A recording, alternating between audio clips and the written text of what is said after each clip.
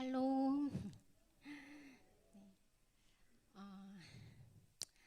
현덕 중앙교회에서 신앙생활을 한 지 어느덧 1년이 넘어갑니다. 저는 7살 때부터 교회를 다녔습니다. 주일학교, 학생부, 청년부까지 교회 경력이 좀 됩니다. 그렇지만 저는 믿지 않는 사람과 결혼했고 그 이후 교회와 하나님은 완전히 잊고 살았습니다. 작년 여름까지요. 특별히 교회를 안 나가게 된 계기가 있었던 것은 아닙니다. 굳이 꼽자면 일핑계지요. 저는 학원에서 아이들 수학을 가르칩니다. 시험 기간이 되면 토요일에도 주일에도 아이들 수업을 위해 출근을 해야 했지요. 그러면서 한두 번씩 교회에 빠지기 시작한 것이 거의 20년을 푹 쉬었습니다. 그렇지만 언젠가 더 나이가 먹으면 교회를 가야지 하는 막연한 마음은 있었습니다. 대신 아이들은 교회 다니게 했습니다. 그 이유는 제가 교회 다니면서 사춘기를 방황하지 않고 무사히 잘 보낸 것이 생각나서 저희 아이들도 그렇게 되었으면 좋겠다 하는 마음에서였습니다. 물론 믿지 않는 남편에게도 그렇게 말해서 보내게 되었습니다. 그리고 저희 아이들이 하나님의 말씀으로 인해 스스로를 귀한 존재, 복된 존재로 여기며 살았으면 하는 마음도 있었습니다. 다행히 아이들은 교회 가는 걸 아주 좋아했고 이곳에서 믿음 좋은 귀한 분들을 만나게 해주셔서 지금까지도 열심히 교회에 붙어 있습니다. 하나님을 떠나 살던 제 삶은 그냥 평탄한 듯 했습니다. 넉넉하지는 않지만 성실한 남편과 단 한 번도 응급실에 가본 적 없는 건강한 아이들과 함께 저 또한 열심히 살았습니다. 그렇지만 나이를 먹어가니 주위에 안타까운 일들이 일어나기 시작했습니다. 사랑하는 엄마가 죽을 고비를 넘기시고 말기 만성 신부전 진단을 받으시며 언제 끝날지 모르는 투석을 받기 시작하셨습니다. 일주일에 3번, 하루 4시간.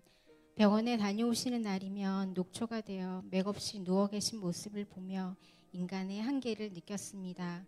또 친하게 지내던 동생이 암으로 죽고 장례식장을 다녀오면서 삶의 허망함이 밀려왔습니다. 또 그 친구를 위해 전국에서 만나보자 찬송을 부르면서 보내고 왔는데 나 천국 갈 수 있는 거야? 어떡하지? 그렇게 조금씩 이유 모를 무기력함과 삶의 회의가 들기 시작했습니다.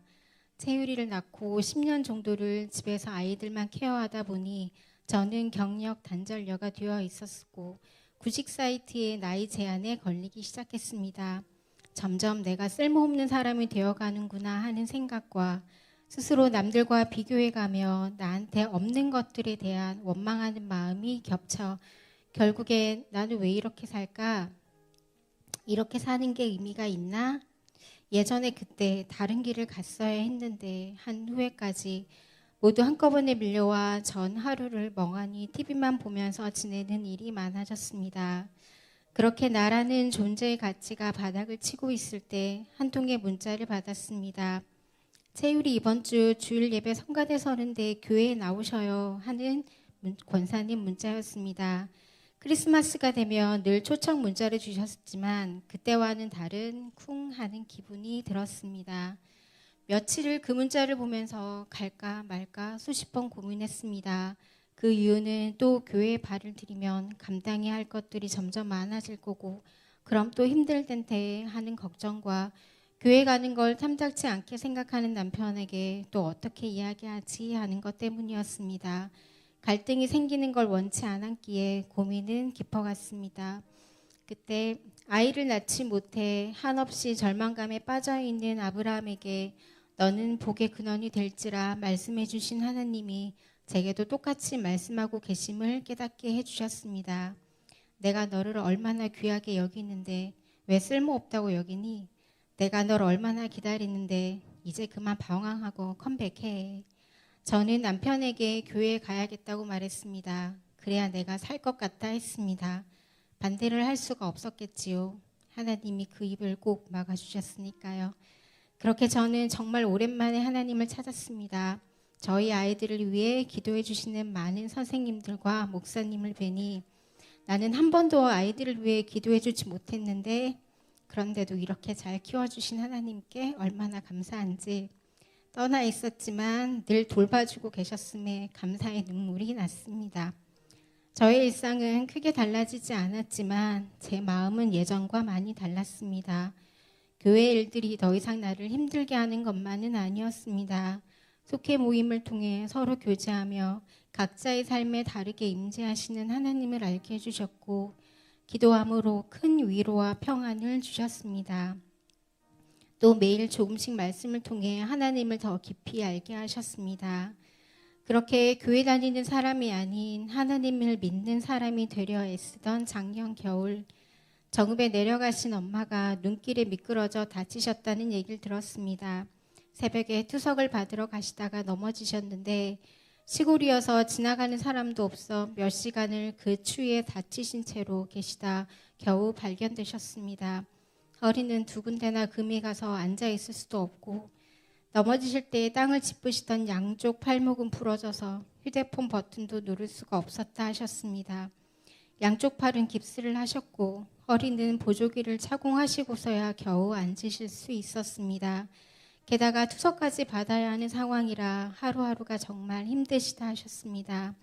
이 상황 앞에서 저는 엄마의 빠른 회복을 위해 기도해야 하지만, 참 신기하게도 이 상황이 마귀의 계략인지 하나님이 시험인지는 잘 모르겠으나 저는 하나님께 꼭 붙어 있을 거예요. 흔들리지 않고 이 자리에서 하나님 믿을랍니다 라는 고백이 먼저 나왔습니다. 그리고 나니 걱정과 두려움이 사라졌고 낫게 해주실 거란 믿음이 생겼습니다. 평안한 마음을 주시고 나의 자리에서 진정으로 기도하게 하셨습니다. 하지만 상황이 나아지지는 않았습니다. 엄마와 간병하시던 아빠 두 분이서 같이 코로나에 걸리신 것입니다. 면역력이 약한 투석 환자에게 코로나는 정말 치명적이었기에 또 한 번 절망을 맛보았습니다. 그러나 여기서 무너지면 내 믿음은 거짓이 되는 것이다. 이게 하나님이 나를 크게 쓰시려고 훈련하시는 거자. 꼭 이겨내자. 저는 다짐하며 더 기도의 자리로 나갔습니다.